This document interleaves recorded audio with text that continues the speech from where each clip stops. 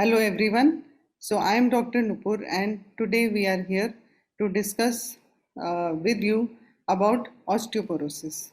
As we all know, osteoporosis means that bones become weak, they become brittle, and there is a tendency for fracture the moment you put even a little stress on your bones. And mostly it happens on hip, wrist, and your spinal cord. And in October, we are celebrating the World Osteoporosis Day. Actually, the aim is to raise global awareness about prevention, diagnosis, treatment of osteoporosis as well as metabolic bone disease. If we look at the data, almost 1 in 3 women and 1 in 5 men above the age of 50 years are likely to suffer a fracture in their bone, which may be due to a small fall, or maybe you bump into things and you see that there are minor fractures that can happen.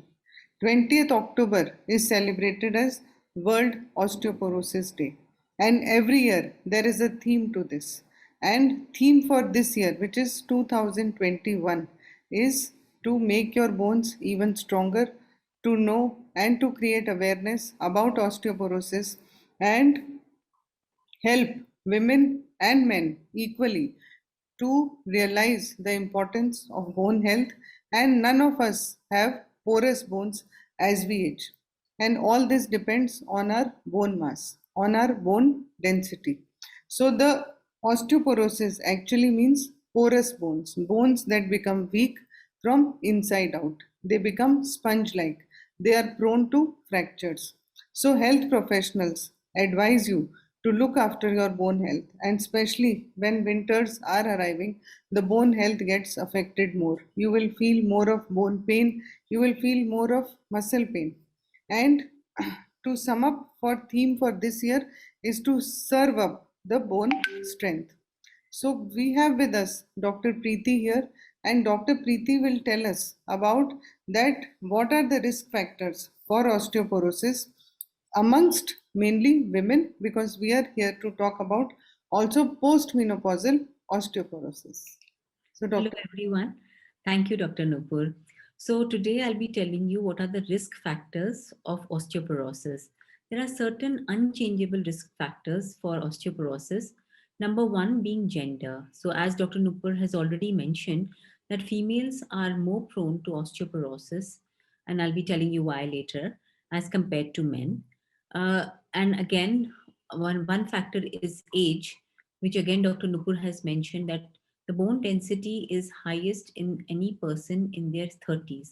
And after that, there is, if care is not taken, then bone depletion starts after that age. So one needs to take care of yourself after certain age. Then another unchangeable factor is race. So it has been found that whites and Asians are somewhat more prone to osteoporosis. Again, if you have a family history of osteoporosis, then it increases your risk of having it in you. The another important risk factor are hormones. So as we had mentioned that females are more prone to osteoporosis, the reason being that after menopause there is an important hormone known as estrogen which starts decreasing in females. That is the reason females have more tendency to develop osteoporosis, because estrogen is a hormone which helps in the absorption of calcium and also deposition of calcium on the bones.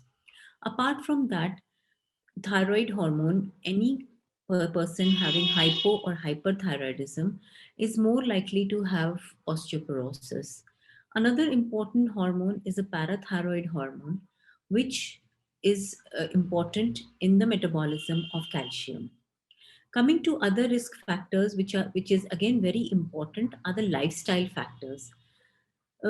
Keeping in mind first your eating habits. Someone who has very low intake of calcium rich food will have a tendency to develop osteoporosis. Also, people who go on diets and deprive themselves of nutritive products will develop osteoporosis at an early age, maybe. Sedentary lifestyle is again another risk factor. So we keep telling people that even if you cannot actively do any exercise, at least do brisk walking, which will definitely increase your bone density. Apart from that, excessive alcohol consumption and smoking also are risk factors for osteoporosis. There are certain medical conditions which involve some certain diseases which involve the kidneys and liver. They can also increase osteoporosis. Certain cancers and some kind of treatment, some kind of diseases which involve steroids as therapy also increase your risk of osteoporosis. Apart from that, certain surgeries which involve like removal of the ovaries, or certain bariatric surgeries which remove a part of the stomach and certain intestinal part is removed, then that also reduces your absorption of calcium. These are certain risk factors which some are avoidable and some are obviously non-avoidable. So keeping in mind, if you have any of these risk factors, then you're more prone to develop osteoporosis, and you need to take special care and consult with your doctor. Yeah. So, thank you, Dr. Preeti, for highlighting these important risk factors and what action can we take to keep our bones healthy, to look after our bone health, and to realize that bone density keeps on decreasing in every decade. So, let us all look after our bone health by adopting all those measures that have been highlighted by Dr. Preeti and not make us prone to fractures. Thank you. Thank you.